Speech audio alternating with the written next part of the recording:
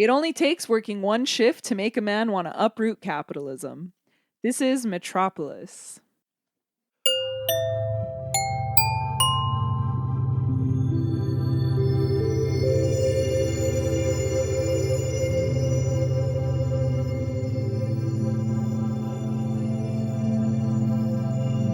Welcome to Seen and Heard. I thought you were going to say Metropolis.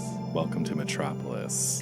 This is the film podcast. That's right, a film podcast. About the sight and sound greatest films of all time list, where we ping pong back and forth between the top and bottom of the list. It's been a while since I said ping pong. Oh. Do you remember that time you found a meme? It was our first meme. Someone made a meme, and I think they tagged me on Twitter of all things. And we don't know the person, and right? my Twitter is I don't even use it. I just go on there to laugh. And someone tagged me. Yeah, that was really funny. And it was about ping pong. Yes. And so I've been self-conscious that I haven't said it in a while. No, you have to say it. No, exactly. Like, I want to bring it back. I feel like we ping pong. Yeah. You know, every time I tell someone that we ping pong, they think that it's a great idea. Yeah, you know what? It's worked well for us. It's created a lot of interesting, when you ping pong, a lot of interesting movies get paired up together. Like, thematically. Seemingly randomly, yeah. This is Sight and Sound. I'm Greg. I'm Jackie. And we're on the Sight and Sound this list for Fritz Lang's Metropolis from 1927. Jackie. Hi. How are you? Good. How are you? Good. We're fully in the throes of winter. Go ahead. No, I was just going to say, recently, I'm going to condense the story as much as possible, but if you don't know, I run a virtual film club, Royal Film Club, on Instagram. It's a Zoom film club. We do it once a week. And recently we had a guy join, and he had his camera off, which is fine. A lot of people kind of join and test the waters, and they're like, you know, I get not wanting to put yourself fully out there. Yeah. So I kind of gave him a beat, and the first 10 or 15 minutes of film club, people just catch up because I give people time to join if they're running a little late or whatever. And often the conversation goes to the weather. And so we're literally talking about the rain or whatever, and this guy unmutes himself. He's like, okay, but when are we talking about Johnny Guitar? And then I was like, hi. And I was like, oh yeah, I give people 10 or 15 minutes. And then he immediately left. And then he commented on Instagram and was like, get it together next week. I joined and people are talking about the fucking rain. Stop. Are you serious? And then all these people that joined the film club started jumping on this guy. That's like, it's just funny because I genuinely enjoy talking about the weather. It's not just a thing that I pass an awkward conversation with. I love talking about the weather. So anyway, that's what. You should ban him. Oh, he's banned. I blocked him. Yeah. Because he kept commenting and it started getting more and more aggressive. And I was very passive about it. And I was like, hey, like, thanks for the feedback. We give people some time. If that disturbs you, maybe this isn't the right club for you. And then other people who joined started jumping on him too. And anyway, whatever. That was a very long-winded, ridiculous story. That is so funny. Your first hater. We have a good group, and everyone who joins, like, we get a new face every maybe few weeks, and people are cool. Like, people are nice and respectful, and like, we've been really lucky so far. So anyway, it was bound to happen. I just never thought it would. I know. But you know what was nice? Like, seeing everyone in unison come together and defend you. Yes. Don't talk about Greg like that. I felt like I was in a castle with a moat around it. Of film club, film clubbers. What were we even talking about? Oh, Metropolis. Before we get into Metropolis, Jackie, what have you been watching in the last week? I watched The Apartment on New Year's Day, and that was really classic. Nice. It was so nice. And then my first new movie of the year. Oh, well, it's all right. The recording this after New Year's was December. Oh, okay. And I feel a little similarly towards you. I feel like I wanted to love it so much, and I liked it. I thought the performances were great. I actually thought Charles Melton was incredible. Yeah, he's good. Like, he's really, really good. And I think that if we see him get a nomination, I would be happy. It is awards season, by the way. Speaking of the weather. Yes, it is. I saw Wonka with my family, and it was really interesting because I've I haven't been to like an outing with a movie outing with my entire family in years. I can't tell you the last time. The Grinch? Maybe. But it's like my sister, my brother, my dad, my mom, and my brother's girlfriend and we all went to the movies. And it was so weird. How cute is Like, that? when was the last time you went to the movies with your parents? Both of them? Well, A long you time. answer that as you will. I mean, I think I've seen a movie with my mom And your sister? Yes, maybe in the last like 3 years. Oh, I Yeah. haven't. So that was interesting. And then, I told you, I've been watching Pen 15, which is just a delight. It's so good. It's so funny. It's so good. But yeah, that's me. Nice. A couple very quickly. I did see Maestro, and you and I did just have a chat about this off mic. I think we're on the same page. Let's just say it will not be making my best of list for the year. I saw Existenz, the David Cronenberg film that I've stupidly ignored for a long time. Why? Because a lot of people said it was like just like a riff on Videodrome, and I was like, why do I want to see that? It's really good. Jude Law, Jennifer Jason Leigh, Willem Dafoe is in it. Honestly, it's climbed to near the top of my David Cronenberg list. Like, wow. What's number one? you know what? I just realized the other day that it's been so long since I've seen a lot of his films. Like, long time. Like, I need to go back and rewatch Dead Ringers, and so I haven't seen some of the earlier ones. It's been a long time since I've seen Videodrome and Naked Lunch and stuff. So I need to go back. I don't know. I don't have like a single favorite in this moment, but this is great. Nice. I genuinely did not know where it was going, and it was kind of playful and kind of surreal too. Like, just maybe I don't want to say more experimental than the usual Cronenberg, but I just really liked it. And then speaking of Cronenberg, that sent me on a kick. I saw The Dead Zone for the first time, which he did right after Videodrome with Christopher Walken, based on the Stephen King story. And this was his like playing it straight movie, because it doesn't really feel like a David Cronenberg movie. And I really liked it. Like, he does a good job. Like, as sort of a director for hire, I don't want to undersell his contribution to the movie, but it was not a project. Like, someone sought him out and were like, I think it was Dino De Laurentiis or something. Like, hey, can you direct this movie? He's like, maybe. And they kind of courted him, and he did it. But it's good. It's good. And then the last one I'll say, I saw a movie called Dragon Slayer, which is a fantasy film from the early 80s that is probably most notable for the first film that ILM did special effects for that was not a George Lucas production. And it stars Peter McNichol. You know Peter McNichol from, I think he was in Ally McBeal. Did you watch? I didn't even watch Ally McBeal. That was slightly before my time too. Like, I wasn't really I was watching Nickelodeon when that was on or something. But do you know Bean, the Bean movie? Yeah. Remember the guy that like shows Bean around? Not really. Anyway, yeah, he's that's Peter McNichol. It's a sort of family fantasy film from the 80s. Yeah. I think the 80s was the best time for fantasy in at least American movies, because we had so many great, from the Jim Henson movies to Legend and all that stuff, all came from the 80s. Neverending Story, all that stuff. I liked this one. It's notable for having this really cool animatronic like puppet dragon, but the movie loses steam, and by the end it just kind of turns into a total mess. So I didn't like that. It's weird to like be so on board with a movie. You're like, yes, and you're just like in it, and then it just slowly starts falling apart. You're like, if you had just stayed on that path from earlier, you would have been golden. So that's me. Great. And then I saw a little film called Metropolis. So did I. What a coinky dink. Well, with no further ado, let's... one announcement too. I know we initially said we were going to do our episode this month on the best films of 2023. Did we say that? Yeah, we did say that. We said we're going to do it. But we just want a little bit more time, because both Jackie and I feel like we haven't quite seen all we can see yet. So we want a little more time. So that episode will be coming probably early February. Which is fine. Just wanted to put that out Oscars are there. in March. Yeah, exactly. So anyway, with no further ado, from 1927, this is Fritz Lang's Metropolis.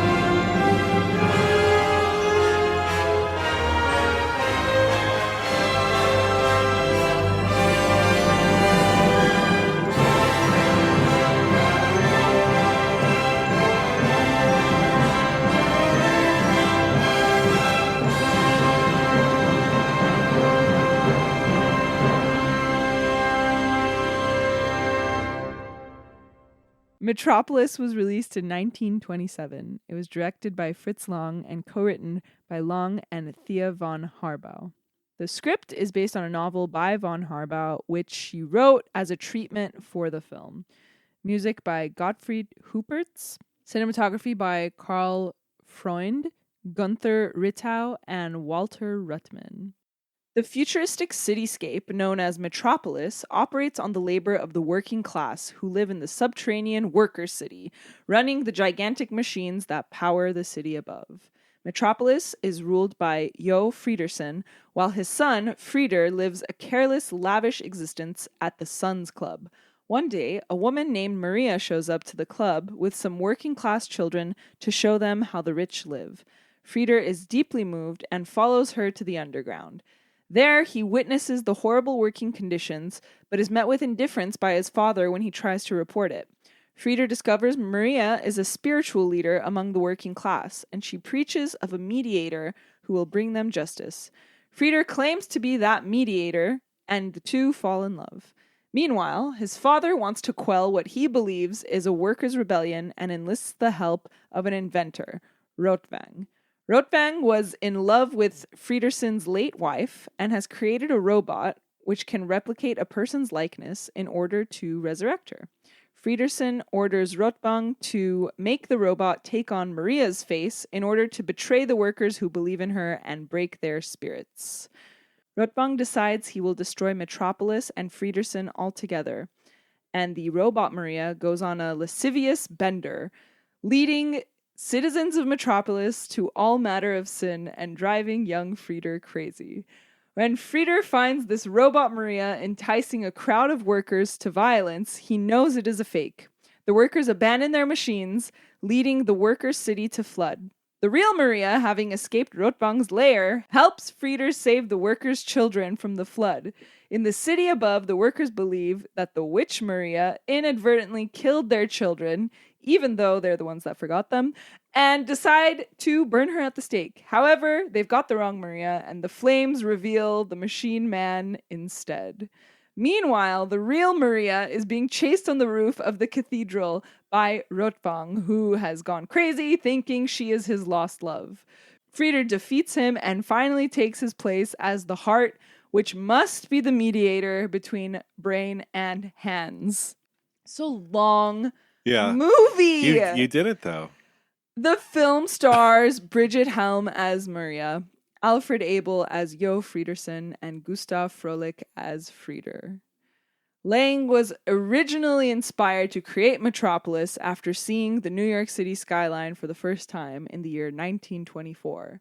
The film eventually ran a 5 million Reichmark budget, which is over triple the original budget, and shooting took 17 months. Maron. I have a lot of specs because, as you said, this is like kind of a homework movie. But I feel like Kubrick, I know he's in the Guinness World Book of Records for longest production on Eyes Wide Shut. I don't know if it's longest American production or longest film, so it must have been longer than 17 months, I think. How long was it? Maybe close to 2 years. I didn't even know that. Imagine holding Tom Cruise and Nicole Kidman up at the height of their careers, being like, "Hey, you're with me now." Like 2 years? Yeah, something like that. I'm gonna look it up. Maybe it's just short of 2 years. I think we should look it up. We are academics. We need to know the facts. The shoot for Eyes Wide Shut lasted 400 days. Oh, so this was okay. Metropolis was longer. 400 days is like my math right now, like 15 or 16 months, something like that. So this was 17, you said. Yeah. Yeah. Okay. That's crazy. Similar. And it was a very difficult shoot. There were 500 children extras, and they were actually poor, malnourished children who apparently were fed and taken care of on set. Like they were from the poorest districts of Berlin, I believe. The flood scene in particular took 14 days to shoot, and it was like cold water. Bridget Helm's body was molded into a cast, and the Machine Man suit was created. So like she had to wear that, and it was really uncomfortable. She's talked about like the cuts she got on her body. She's talked about the container she's in while Maria is being transferred to the Machine Man, having no air, like she fainted. It was really, really hard. Walter Schultz Mittendorf is the sculptor who designed the robot. I feel like he deserves a special shout out. Eugene Schuften is the visual effects artist who is credited with creating the miniatures of the city and the Schuften effect, which is basically, it's like how they shot the scenes where everyone looks small in the city, and also the machine that eats people. And do you know about this? No. Do you know about the effect? So basically, like a camera is pointed to a mirror, but the mirror has an archway in it. And so the actors are on the opposite side of the archway. They're visible. But then against that mirror, the miniature is reflected. Oh, cool. So it's like, wow. It's a really cool trick. So you get people who look very small, and these miniatures look huge. Oh, cool. I know, it's so cool. Wow. The writer, Thea von Harbou, and Fritz Lang were married at the time. However, in 1933, she joined the Nazi Party, and Lang and her separated. Lang came to America, and von Harbou stayed in Germany to make Nazi films. Yep. The Nazi Party was famously a huge fan of this film. Yeah. Hitler tried to get Fritz Lang to stay behind. Yeah, and then he bounced. I think he had a meeting with him. Or maybe it was Goebbels or something. And then on his way there, he just like got in a car, went to the airport, and amazing. Came to America. That's like Sound of Music style. Yeah. The film was met with mixed reviews upon release. Famously, H.G. Wells called it foolishness. Yeah. The long run time, originally 153 minutes, was panned, and the film was chopped up several times. UFA, the German production company, I think it's kind of like German BBC. I think it's just pronounced UFA, actually. No, it's not. No, I'm pretty sure it is. I don't think so. I've heard people say UFA. You're lying. No, I'm serious. I can't tell. No, I am serious. But it's an acronym. Yeah, but I've heard, well, maybe it's like, I don't know. I'm sure you could say it either way. Anyway, I think it's like the German BBC. They had a distribution deal with Paramount and MGM. They shortened it. And then the German version was shortened. Then the Nazis censored it. And then after all of this, it ended up being 91 minutes. The scenes that were cut are everything with Hel, who is the mother of Frieder that the bad guy Rotwang's in love with. They got rid of her completely because they thought that her name sounded too much like Hel. The Americans. On this episode of Dumbing Things Down for America, the Thin Man and Josephat, do you know that scene that they have? That was cut. The Worker 11811, that was cut. Like him, yeah. That's such a good scene. Well, Hell, actually, I just looked it up. Hell in German is Hell. It means hell. So why was her name Hell? I don't know. Sounds like quite a woman. What a hellion she was. I mean, this movie kind of hates women. So yeah. In 1984, music producer, I'm almost done, I swear. In 1984, Giorgio Moroder outbid David Bowie for the rights to record a new score for Metropolis. But he decided to turn it into a restoration project as well. And until 2001, when a major restoration was undertaken, this was the most complete version of the film, Moroder's version. However, it got really poor reviews, even Razzie nominations. But now it has a cult following. Does it really? Yeah. Have you seen it? You know what? I have not. I want to. I'm sure I would dig it. Do you think? He colorizes parts of it and has that pounding Giorgio Moroder like synth score. Yeah. So I'm sure I would, it. I would like be him. down. Yeah, me too. Okay, so in 2008, a print of what was believed to be Lang's full film was found in a film museum in Buenos Aires. It was a 16 millimeter safety reduction negative of the original in case the 35 millimeter caught fire. And it went to a film collector, eventually ended up in this museum. There was 25 minutes of never before seen footage. This, combined with a print found in Australia, which also had some never before seen footage, gave us the complete Metropolis, which was recorded with the original score. The only scenes that were damaged beyond repair are when Rotwang and Friedersen fight and when the priest gives his sermon on the pulpit in the cathedral. And So ahead. it's not the complete Metropolis then. Well, it's as complete as it could be. Mm. I know exactly what you're going to say. No, sorry. Go ahead. Your last thing. The film is now in public domain, in case anyone cares. Oh, yes. You know what just went into the public domain is Steamboat Willie. Really? Yeah. So you can use Mickey Mouse's likeness from Steamboat Willie without... No way. Yeah. How is that possible, though? 100 years or whatever. I know, yeah. but I thought if someone is still around, if he's a company, not. but like his company and his... I'm not quite sure how all those Get it. copyright laws work, but I think after a certain time they just go in. Like there's nothing you can do about it. Which, good. Disney can deal. Like they can fucking deal with it. That's funny. The reason I said I know what you're gonna say is because I feel like you're gonna bring up the fact that I don't think that Greed is a real movie. You cannot compare this to that. You can. No, you can't. You can. There's 2 scenes missing from this. Greed is most scenes missing. No. Oh, Like yeah, a third. No, like a third. no, it's half. It's over half. I remember it being over half. Yeah, but the difference, I don't know. More of that film is missing, but the really, really, really grainy, beat up 16 millimeter footage in this is very jarring too. It is, but it's only a few scenes. But this is like with silent films and with a lot of films made before a certain time, like you do just kind of have to accept that restorations are cobbling different elements together from different Yeah. prints. And you kind of, again, when Fritz Lang premiered this film, it was not jarring, it all flowed and it was one cohesive thing. It's not that way anymore and it never will be. So you can't really hold it against the movie, Jackie, if certain parts of it are lost to time. What if most of the movie is lost? Most of Greed is not lost. Yeah, it is. No. Anyway, listen to our episode on Greed if you want to hear Jackie call a movie not a real movie. It's not a real movie. Because Sorry. some of it is lost to time. Some? And the thing with Greed too is that they use photos from the set to That are like- freaking zooming in like I'm on iMovie. it's a Ken Burns documentary. Exactly. Yeah, but you still get the essence of like the whole picture of that film. Not really. Sorry. Not a real movie.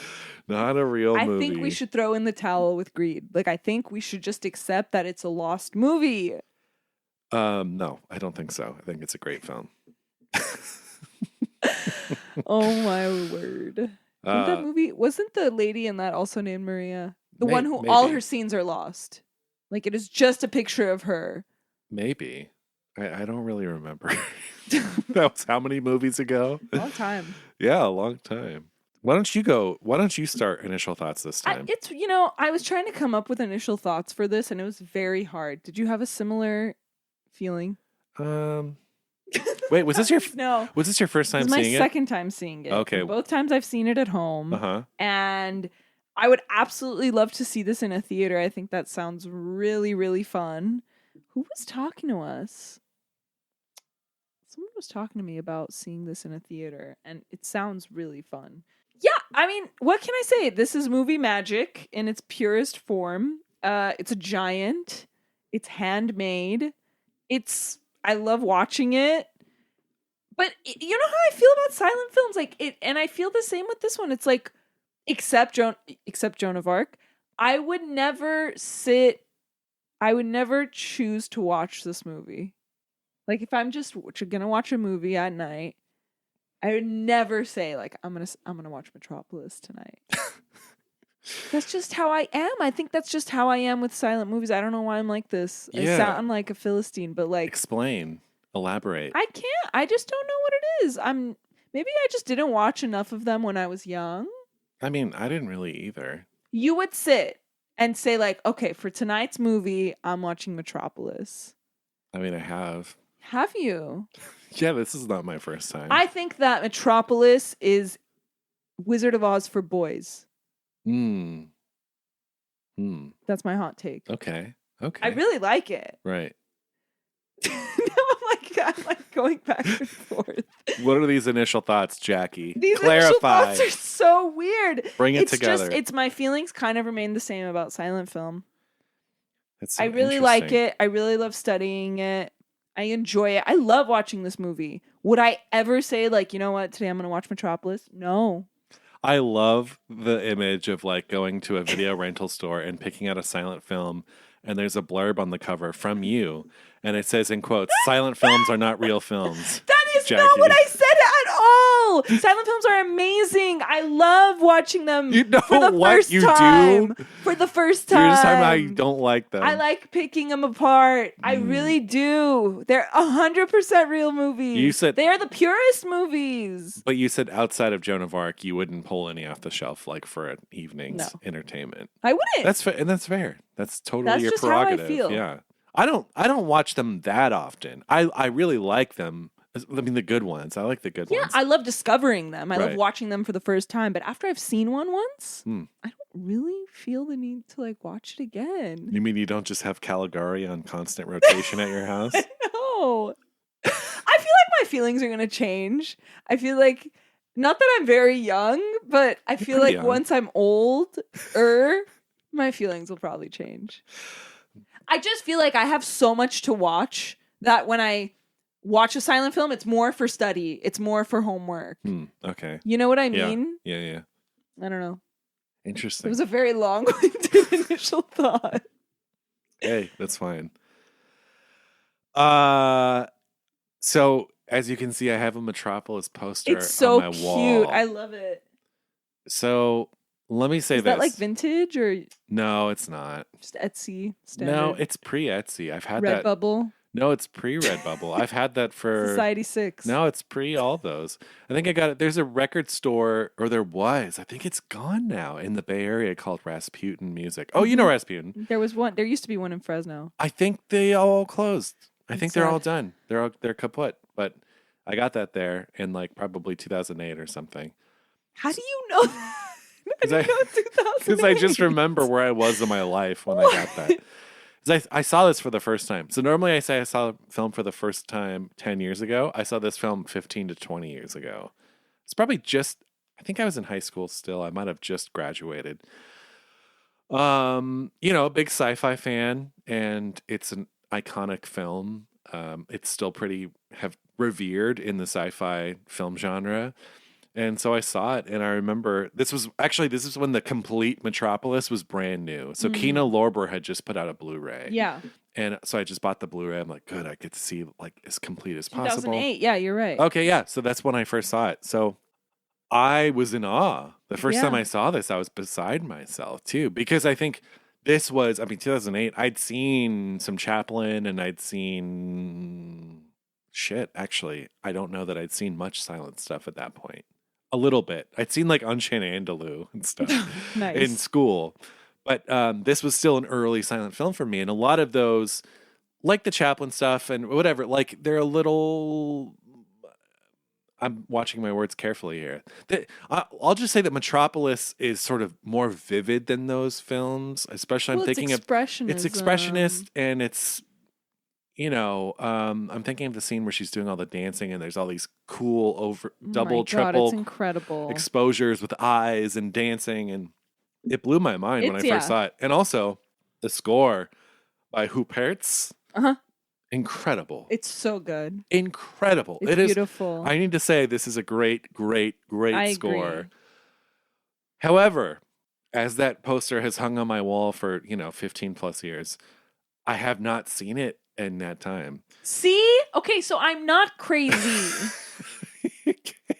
You don't. You're sitting here pretending you have like a monocle, and every night you watch a silent film, and I'm just this like Philistine who doesn't understand. No, at the General I've put on many times just for entertainment. So like the Buster Keaton and Charlie Chaplin stuff, I'll kind of throw on. So you've only seen this once before this? Yeah. But like it was so vivid in my mind. And it's funny 'cause watching it to prepare for this episode, I hadn't seen it in so long and I don't like it as much. Oh my God. I don't like it as much. I think I forgot a lot of this movie. Like for a movie, I was like, oh yeah, Metropolis. And I had it clear in my head. There's a whole middle section that I forgot even happened. I think it's too big and broad. I think it is. I see what H.G. Wells is talking about. I think foolishness. It is kind of Are foolish. you gonna take down this poster? I'll leave it up for now because it's a striking poster, but it's kind of stupid. I cannot. This is not how I thought This today's movie episode was is going to kind go. of stupid. Plot-wise, I think the movie is stupid. And I think visually it's fantastic. Yes. The sound, the music, gorgeous. Yeah. You're right. Well, I think too the problem is that it's just so it's too long. Yeah, I agree. I think it's too fucking long. I think and I it's was too so long. exhausted by the end because it's just like spectacle for the sake of spectacle. There's that scene when Maria's first taken, and then we see Frieder. He's like chasing after her, trying to find her. Yes. We see him open like a million fucking doors in this room, like looking for her. I'm like, we don't need to see all of that. Yeah. And her acting in that scene is like really funny. Yeah. I mean, I get it. I know. I get it. But like still, it's really funny. Yeah. So look, I'm kind of at a crossroads with this because the spectacle is great, and I do love of course, the expressionist look is incredible. The establishing shots of the city, all that stuff are so cool, but the story is just kind of stupid. And the ultimate message and the way that it ends on this title card, like the hand and the heart. And exactly what is the message is my question, that there will always be blue collar and white collar and they just have to like learn how to live with each other. Yeah, exactly. Like, they just need a mediator. What does that mean? I think too, it's maybe trying to be slightly, I was going to say anti-capitalist, but I feel like that's not it's totally anti-capitalist. But like he still gets to do his thing in the end. Like they still know their place beneath the surface of the earth. Friederson gets away. Like if he didn't get away, I'd feel different. Like maybe if he died, you know, he should have been burned at the stake. Yes, the ending of this movie is preposterous. It's a little and like what happens to Rotbang? Why is he going crazy? Well, like why is he chasing her on the? What's happening? He's gone crazy with love. But like his the whole end, plot, I know, it's so big. The end is so big. And the flood is so long. The flood is really long. I know. But also, now we're like talking about the plot, but like what was Rotbang's whole thing about like, oh, I don't understand the whole Rotbang, like she answers to my will. Oh, they don't know, but she answers to my will. How? No. Right. What is? Right, I don't understand I don't that. know either. Yeah. I don't know. He's like, I'm going to destroy Friederson and his son. But it's like, no, you're doing exactly what Friederson said. He wanted them to have an uprising so he could punish them. Friederson gets exactly what he wants. Right. It's totally right.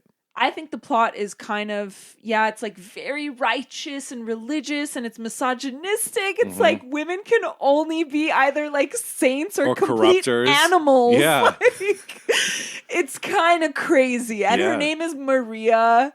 Like it reminded me of, you know, in Marriage Story, like that hilarious speech that Laura Dern gives about our like Christian, Judeo, like Mary is perfect, like she's a virgin and she gives birth. Like I was just like, that was like playing in my head while I was watching it. I was like, really? Her name's Maria? Totally. And she's, I don't know. Yeah.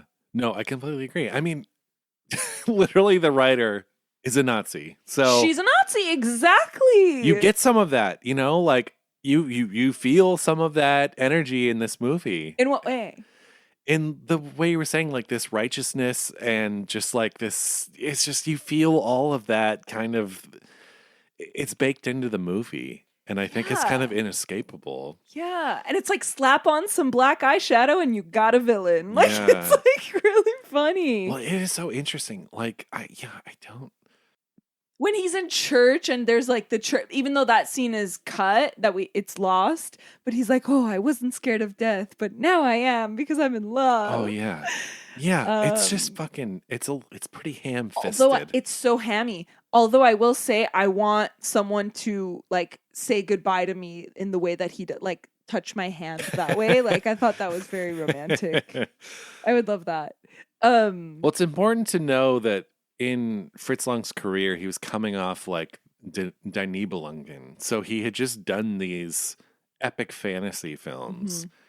So this makes sense as his next step, but it's pretty wild that just 5 years later or whatever, or no, 4 years later, he would do M, which is a study in economy and simplicity. Yeah, and this film is so over fucking blown. But I mean, listen, I'm for it. Like I'm for expressionism, and we'll talk about that a little bit. I don't have any problem with like the visual. The massive visuality of this movie. I don't have a problem with that at all. It's the length. It's how long things are stretched out, where it just feels really long. You're so right. And also, like, I don't understand, but I will say I don't understand the geography because, like, there's that elevator, right? You see the workers going down, and that's great. Like, the opening's incredible. But then when he's going to the underground, he doesn't take an elevator. He just, like, goes downstairs in a red... Yeah. Yeah. So I don't know. Now I'm nitpicking, but well, do you know Fritz Lang said later he was like all that hand and heart and head stuff like that was a bunch of crap. All her. Yeah. He was like, I don't believe in that. Yeah.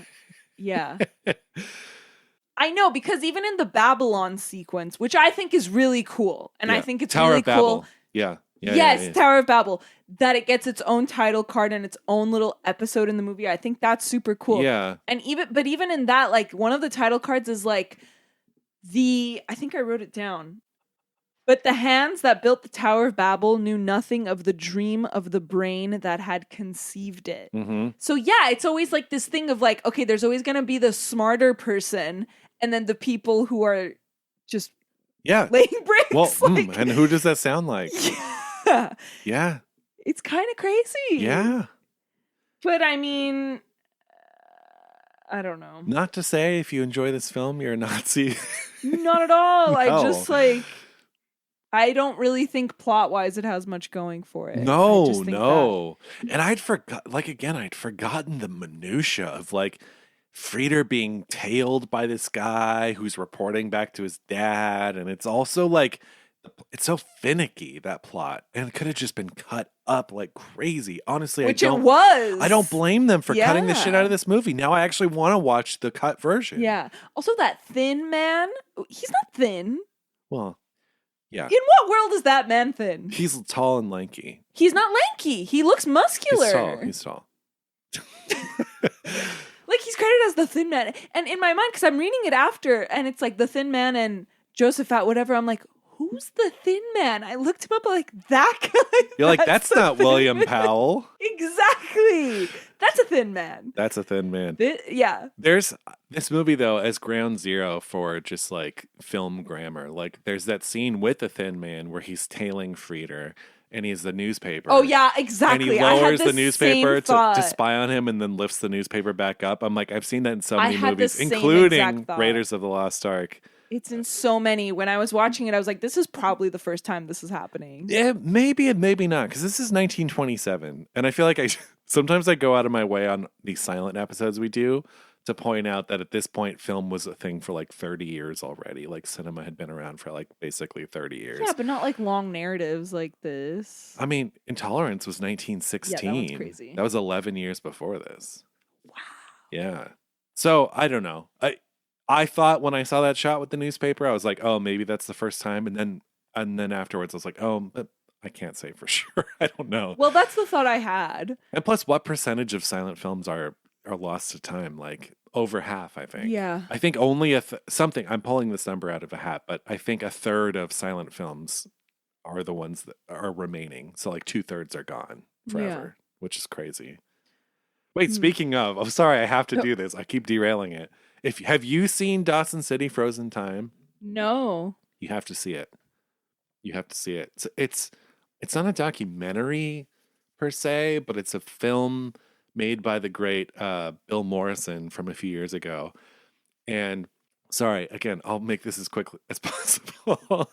But essentially, it's about this town in Alaska where they excavated a bunch of old film prints, silent film prints. Because what happened was the studios, basically, they would send out film prints and they would tour the country and they would go in this certain path.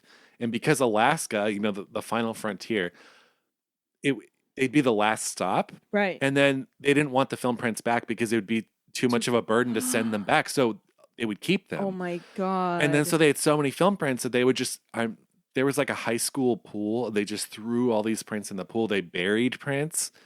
So just recently they thawed the ground and they excavated all these prints. But the movie's fascinating because it reconstructs silent films that have never been seen. It's also about like the history of the town. And it's really, really fascinating and hypnotic and just... That's so cool. For anyone who even has a passing interest in silent film, if you haven't seen Dawson City Frozen Time, huge recommendation. Wow. Really, really good. That's awesome. Sorry, what were you saying before Why would that? they throw them in the pool, though?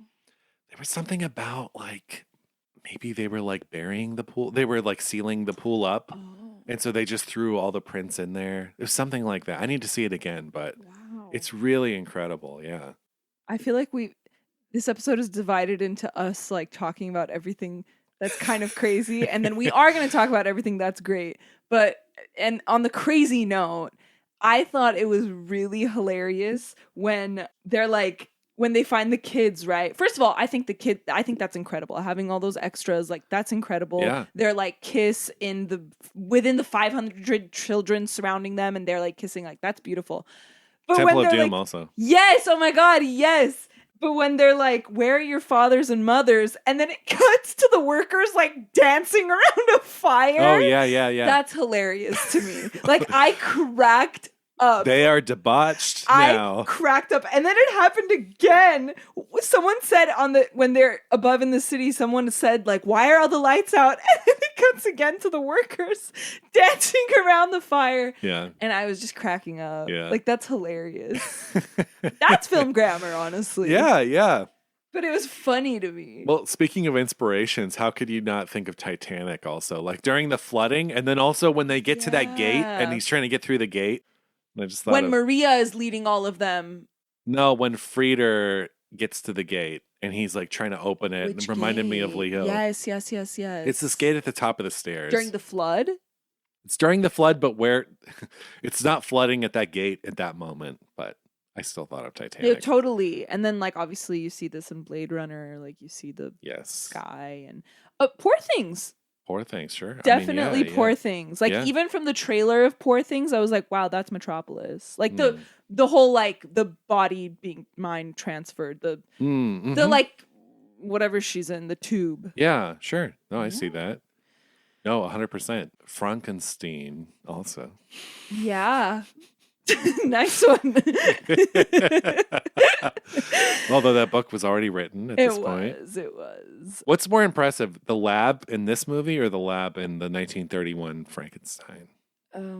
This movie. I think so too. I think they're doing more things. Like there's more lights and spinning things and it's like cleaner, but yes.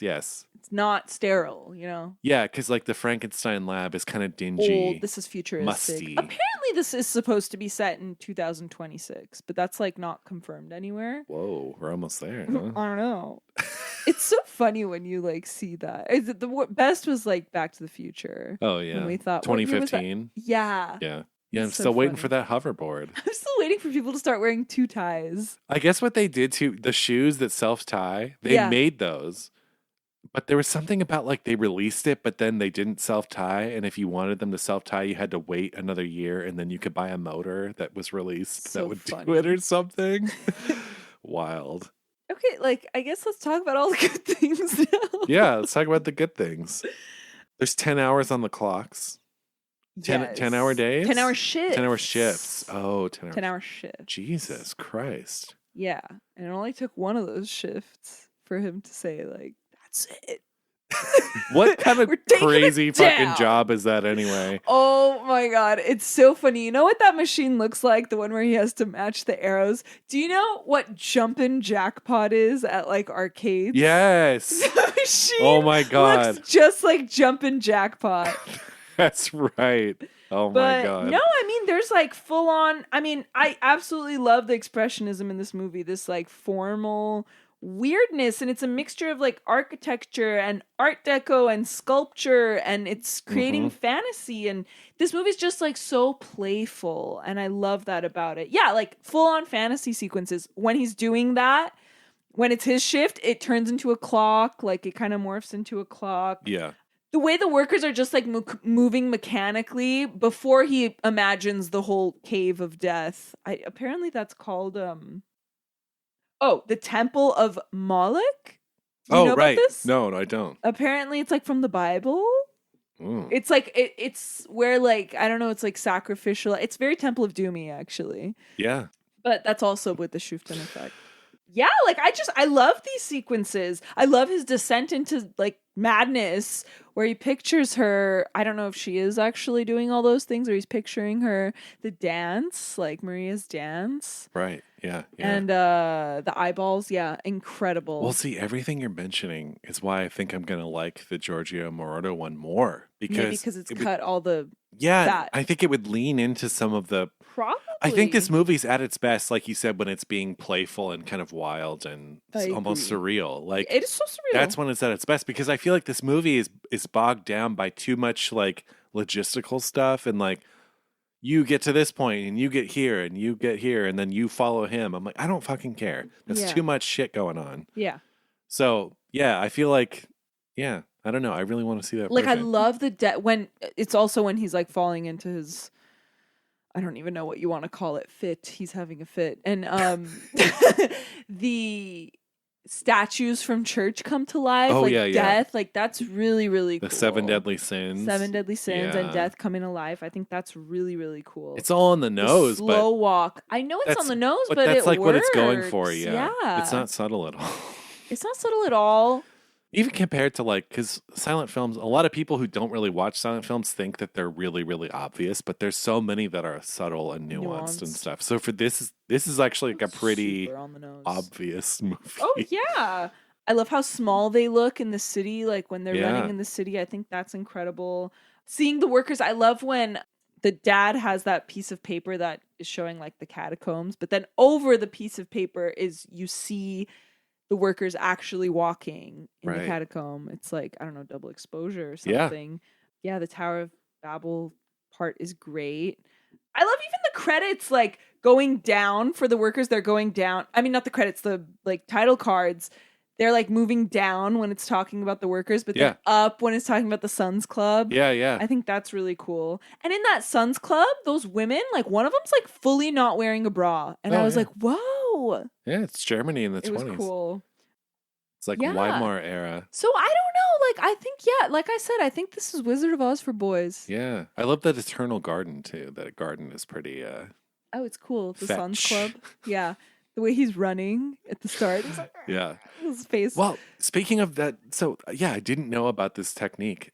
But that establishing shot of the Sons Club when they're like running and they just have the gigantic walls and stuff. I genuinely watching it, I'm like, how did they do this? Because usually if it's like a matte painting, you can tell where the set ends and then like the painting begins. But I was like having a hard time. Yeah. I was like, that looks great. I think it's that Shuften effect. Right. No, I'm sure it is. Yeah. It looks really, really good. It's so cool. And I love.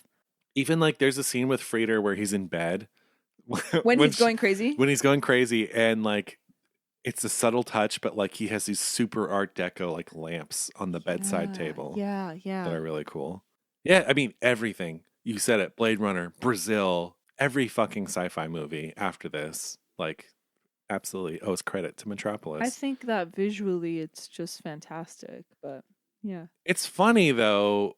I mean, I guess like every sci-fi film is a parable for the modern age, but like, this film, at the end of the day, it's almost hard to call it sci-fi. It's almost more of a fantasy. I'd say so. Right? It's not really science. Okay, the Machine Man, I guess, is like the only real science-y. It's like Poor Things. Like, would you call Poor Things sci-fi? No. No, it's fantasy. Yeah, it's almost more fantasy, right? I totally agree. I think it's just because it was set so far in the future when it was like made, I guess. Yeah. It's like the way that Blade Runner set in the future. I don't know. Yeah. Yeah. I'm shocked right now Wait, why are you shocked? because I thought this was one of your favorite movies of all time. No, it's not. I mean, like I said, the first time I saw it, I was like really, really taken with it. And now I'm just, again, this is what I love about art and life, as you age, your relationship to art changes, and sometimes you fall in love with things that you didn't like before. It's the opposite. Sometimes you feel the same way. It's like it's just our relationships to things shift over time. Do you think this is essential viewing? Oh yeah, yeah. I think it's essential viewing, but I'm gonna say something scandalous. Wait, I don't think we mentioned the number on the Sight and Sound Oh list. my God, I didn't. Oh my goodness. It's number 35 on the 2012 list, and it's number 67 on the 2002 list. Wait, 2022, right? Yeah. Let me say that one more time. 35 on 2012, 67 on 2022. So it is falling. It's falling. Again, look, I don't know that it should be on 100. I don't know if 100 is tight. You know what I mean? Like 100 is like cutthroat. But you just said every sci-fi movie is inspired by this. Yeah, but because it established a certain grammar for a movie that looks this way. You know what I mean? It should be on the list. I mean, I just don't know. I don't think its ideas are very good. I don't think they are either. And I don't think that the movie has anything interesting to say. And I think what it does have to say is kind of shallow and just Nazi. Yeah. So like, it's so funny. And Have it's you too seen long. Have you seen Hadestown, the musical? I have not. So No. basically, Hadestown is underground. It's Hades. It's like the underworld. Mhm. And you like go down there and you are it's not really spoilers, but you go down there, you sell your soul away essentially, and you go down there to work forever, but you never feel hunger, you never feel pain, you never feel anything. In return, you work forever. Oh God. It's crazy, but then it is very much, it's like way down Hadestown. We're going down there to like work. And so like, I'm sure it was taken from this movie as well. Yeah. Can I just say how delighted I am that you put a spoilers tag in front of a musical, in front of a stage musical. It's not a spoiler. That's the plot of I know. Hadestown. I know. It's just, I got in an endearing way. It's like, Hadestown is incredible. Hadestown is probably my favorite show that I've ever seen. I've heard great things, and I remember when I went to New York, you were like, you got to see Hadestown, and it was very high on the list, but I went to see the David Byrne show instead, because I was like, you can only see David Byrne once. I could see Hadestown later. You can, but not yeah. the original cast. I know. So yes, even Broadway musicals, I feel, are being inspired by this. Or at least that one. I'm sure more than just that. But the message of Hadestown is so much better.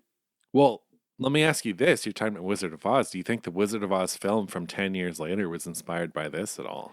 Probably. I think so. And the design of Emerald City and stuff. Yeah. But I mean, Wizard of Oz. Wizard of Oz. Mod on to that. Mod on to that. I think we can agree that Wizard of Oz is the better film. I think it's criminal that Wizard of Oz isn't on the list. Yeah. Well, it's funny because you brought that up like our intro to this podcast like 2 years ago. Like you were like, it feels crazy that Wizard of Oz isn't on here. Yeah. I agree. It should be. Okay. I just double checked. Wizard of Oz is 108 on the 2022 list. Oh, so it's like getting close. It's getting close. I feel like it will be like very soon. Interesting. But it's still shocking to me that it wasn't on it in 2012. And yeah. I know. It's wild. It's a great film. Yeah.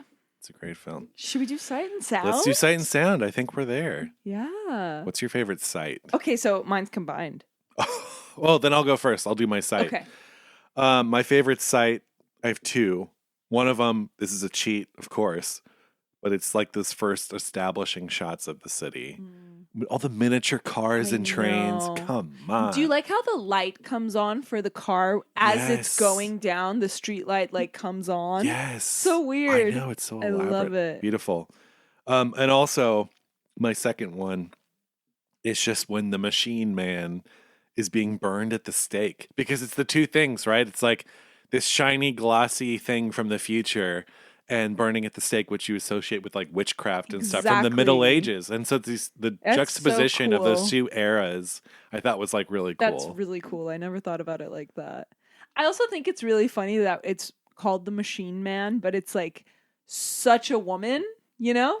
I think they're just, again, I think. No, it's interesting. Like, it's not, that wasn't like a bash. It's just like, yeah, it is a Machine Man, but it just so happened to take the appearance of this woman for most of the movie. Yeah, I don't even know that they had the word robot back then. I think that might be newer than that. I could be wrong. No, yeah, you're right. And just, let's think about like the design of the robot, because what robots existed before this? Like, I feel like this was almost like and also, wait a second, the Machine Man has boobs. I just realized. Yes. But why is it called Machine Man? Because that was just in the same way that I get it. I totally get mankind. I totally get it. I totally get it. 1920. I just looked it up. 1920. The word robot was first used. But this likeness of a robot, of like a metal man like this. You know where I think it comes from? I think it comes from the golem, the Jewish. I think it comes from that, which was made of clay. I'm totally pulling that out of a hat. I could be wrong. But you're right. Like, I feel like something that they bring to life. Yeah, but in terms of movie robots, like before this. There was Der Golem from, I think, the early 20s. Did it look like this Machine Man at all? No, it was bulkier and it was made of clay.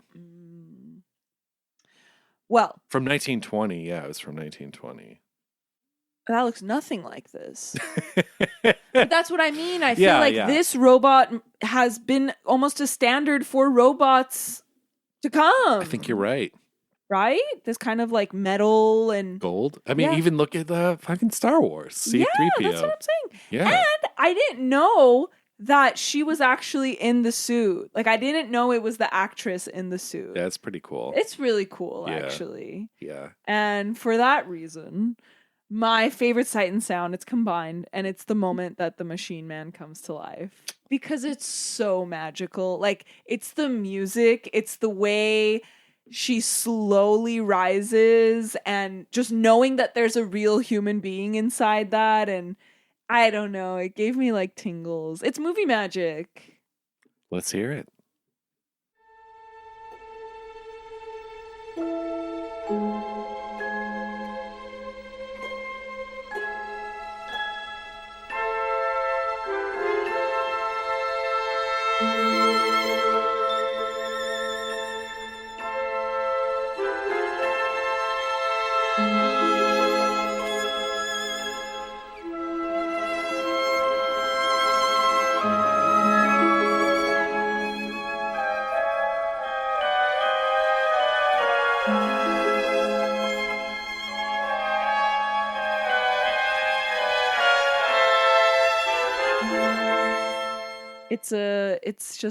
It's really cool, yeah.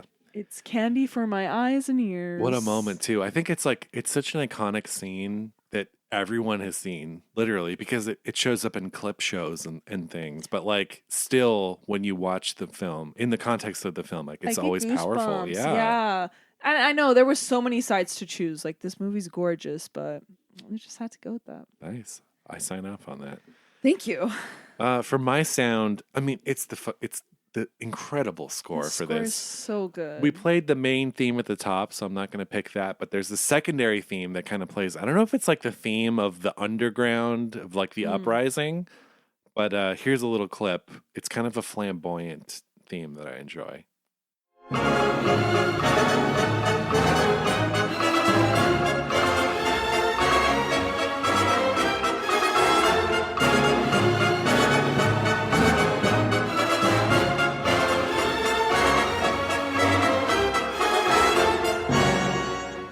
Yeah.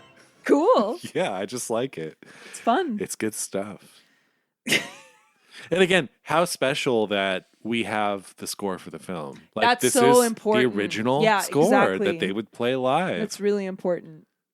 Because most silent films, like we just did The General a few weeks ago, and like with The General, that great score by Carl Davis was made in the 80s. Yeah. So it's like so far removed from when the film was released, and it works beautifully, but like, yeah, this score is great. Like, really I good. want to go to like a Hollywood Bowl screening of this movie with like live orchestra. Yeah, me too. That would be incredible. Maroon. Do they do that? If For they Metropolis? don't, I don't know we should start it. I don't know that the Bowl does it. The Bowl tends to do Star more basic Wars. stuff. It's like Star Wars, Sound of Music, great stuff. Oh, but I it's love like, the Sound of Music sing along. because they have to know that they're going to sell it out, you know. Yeah. And I don't know if that they would with Metropolis. That's but true. there are places like if the LA Symphony might do like Metropolis. I think the LA Symphony does Vampire, the Carl Dreyer film. So was it Luce telling us that they do it at the old theaters? for which movie? Silent films. Oh yeah, yeah. They do it at the old theaters, right? What do you mean by old theaters? Like the old Broadway theaters in LA. I think those are all shuttered though. No, they do stuff You talking there. about like the LA theater? Yeah, like the $1 Million Theater. Someone was saying the $1 Million Theater does. Oh yeah, I think you're right. Yes. It was Luce, wasn't it? Yeah, yeah. I think it was. Yeah. No, you're right.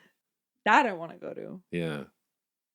So I don't know. I think this movie's important. Like, I think it should be on the list. Plot wise, thin, but like, it's just kind of magical. Yeah, yeah. I really think that the Giorgio Moroder one will be my favorite. I want to watch it. But then you lose this amazing score. The score is so good. Yeah.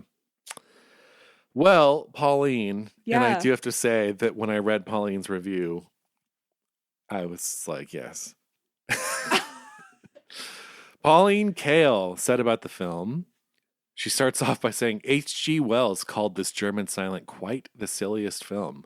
Hitler was so impressed by the conception that many years later he tried unsuccessfully to persuade its director Fritz Lang to make Nazi movies. One of the last examples of the imaginative but often monstrous grandeur of the golden period of the German film, Metropolis is a spectacular example of expressionist design with moments of almost incredible beauty and power, like the visionary sequence about the Tower of Babel. Mm-hmm. Absurd ineptitudes, like the lovesick hero and his preposterous knickerbockers. Yeah, they're so funny. And oddities that defy analysis, like the robot vamp's bizarre lewd wink. Last sentence.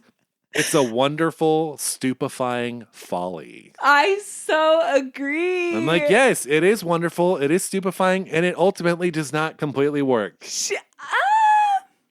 I don't know. I just feel like I have no right to say this movie doesn't work. It's true. That's how As I a feel. critic, Jackie, you do. Mm, Is this film successful? I mean, yeah. I think so. As a film? Like, maybe not as a narrative. Well, but it's a narrative film. You're right. I really don't like the ending. The ending is so bad. It's bad. It's bad. Yeah. But I think, like, I forgive it. I think I forgive it. Yeah. Like I said, would never sit down and watch it. But No, I mean, I it. wholeheartedly recommend this film. I just don't think it's a great film. I think, well, okay.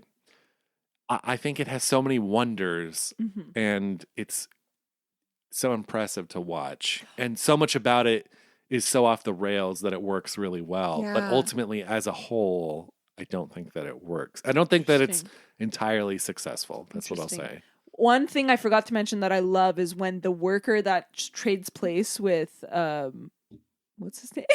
Frieder? Yes.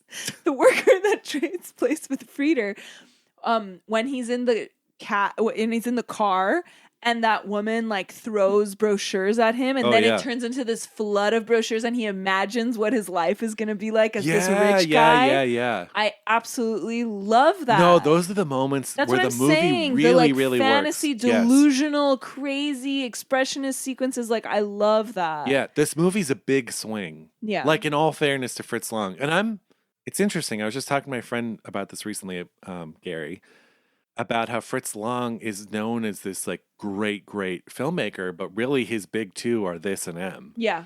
And, like, he went on to make movies into the 50s, maybe even the 60s, maybe even the 70s. I don't remember. But with some success and some not success, right? Like, he's not one of those filmmakers who churned out masterpiece after masterpiece. So like he's taking a big swing here, and I always appreciate a big swing because I prefer a big swing and a miss than something that plays it safe and has no ambition. And so I do think this is kind of a swing and a miss, but the miss is just so grand, like that you can't help. Again, exactly what Pauline Kael said. Like I completely endorse that. I sign off on that. I think I'd have to think about if I think the movie overall works or not. It's really funny. The like robot sex pot Maria is like really funny. Like she's crazy. Her arm movements are like she's crazy. Yeah. But I don't have a problem with that so much as I do with like everything we talked about and all the, I don't know. I'm going to come out and for the record say I don't know. Don't know if it works. I think I agree with Pauline. I agree with everything she's saying, but I don't think that I can definitively say whether or not it works. Right. And I don't know why that is. I don't know if I'm just indecisive or it's such a giant of cinema that I like physically can't say that. Otherwise they're going to come for you, Jackie. Oh my God. I'm going to get, yeah. Yeah. I don't know. Watching this movie is kind of like going to a Chuck E. Cheese. Explain. I don't know. I was just trying to say something outrageous. Explain. And also, this whole like his mom, the statue of his mom, hell, and like that guy's house is like pretty creepy. I love the look of his house. How it's just like so this weird. How it's old, and it's really tall in the middle of Metropolis. Yeah, that's really cool. I mean, obviously. Yeah, the cathedral chase for me is like, I don't know. Now I feel like we're babbling. Yeah. Should we do Letterboxd? Oh, Letterboxd, right. Here's a 5-star review that says, a total ray gun gothic dream where the scope is as deep and piercing as any epic being released today, the likes of which I've only been exposed to in films like Blade Runner, for which this film is understandably influenced that won a shit ton. Wow. 5 stars. Oh wait, that's I'm sorry. It may be silent, but you can feel the weight of every steam alarm, every light flickering, every drop of water. Its physicality and mania are totally exhausting, but in the best way possible, in what I imagine was Fritz Lang's intention. I can only imagine what this is like in a theater. I agree. I love total ray gun gothic dream. That's it. That's it. Yeah, for sure. You got it. 5 stars. For a silent film, it sure had a lot to say. I saw Did that it though? I mean, sure, it has a lot on its mind. Yeah. It's just, is it saying it well, and is what it's saying of any value? I don't know that it is. 3.5 stars. They hate to see a devilish girl bossified robot winning. Oh yeah, I saw that one. Someone wrote, why Frieder look like he's 40? 1 star. I don't think he looks 40. He doesn't. I mean, when it first starts, I do feel like that. And yeah, his knickerbockers are very funny. Someone gave it 2.5 stars and said, gorgeous to look at, truly. The hype didn't lie there. Really unbelievable in terms of technical achievement. But I think there's a reason why I didn't know anything about this legendary movie going in, besides its iconic visuals. 2.5 hours and 17 months of filming for such a mind-numbingly oversimplistic and even condescending message about class relations drawn out in such a boring plot. Yawn. It could have done so much with this beautifully realized world, but instead, this, watch Battleship Potemkin or literally anything else by Eisenstein or the like instead. I like this more than Potemkin. I like this more than Potemkin. Yeah.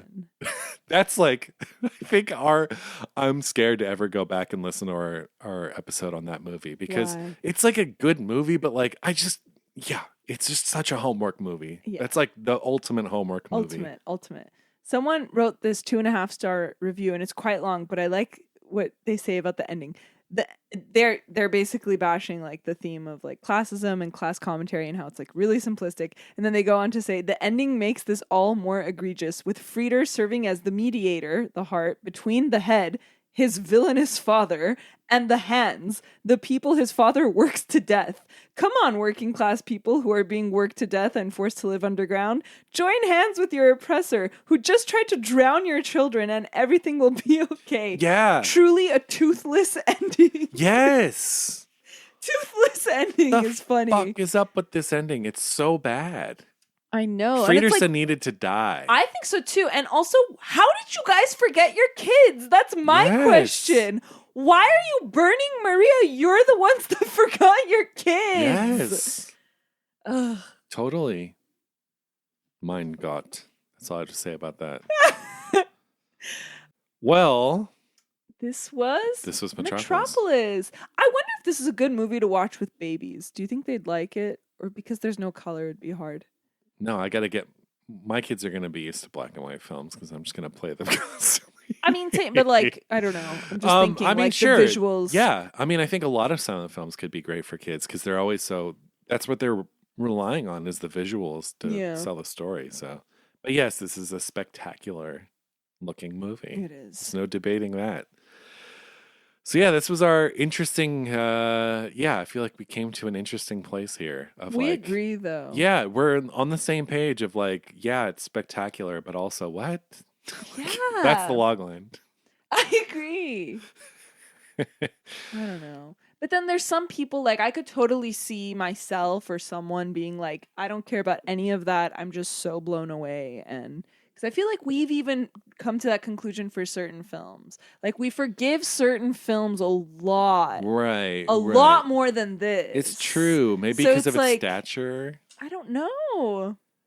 I think a more modern equivalent of this would be like Terry Gilliam's Baron Munchausen movie, where it's like, is it completely successful? No, but it's like it shoots literally for the moon and it's great and inspired and beautiful and I don't know.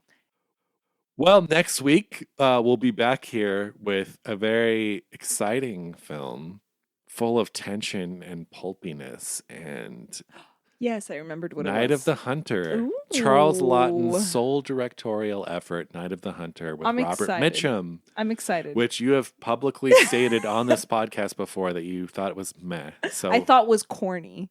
Corny. It is corny. But I mean, I guess that's camp or whatever.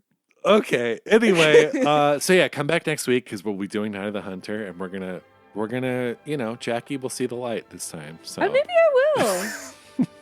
I might. Until next week, I'm Greg. I'm Jackie. And we'll see you next time. Bye. Special thanks to the patrons at our highest tier, John Pennington and Cynthia Fordwell. Seen and Heard is an official podcast of the Arroyo Film Club. We'd love to hear from you. If you want to drop us a line, you can find us on email at hello@seenandheardpod.com or on Instagram @seenandheardpod.